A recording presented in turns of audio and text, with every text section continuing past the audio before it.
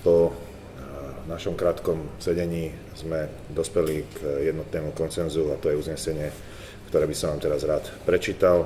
Je to vzhľadom na vzniknutú situáciu a odchod 5 poslancov zo siete. Predsedníctvo siete berie odchod 5 poslancov zo strany na vedomie. Vníma ho ako posledný v dlhom rade dôkazov o obchodníckom postoji týchto ľudí k výkonu poslaneckého mandátu. Predsedníctvo si počká na výsledky rokovania predsedu siete s predsedami ostatných koaličných strán.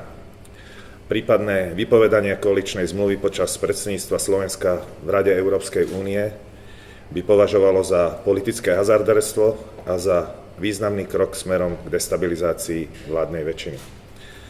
Predseda siete bude hľadať a ponúkať partnerom také riešenie, ktoré naopak zabezpečí pevnosť vládnej väčšiny a jej sústredenie sa na praktický výkon vo vláde aj v parlamente.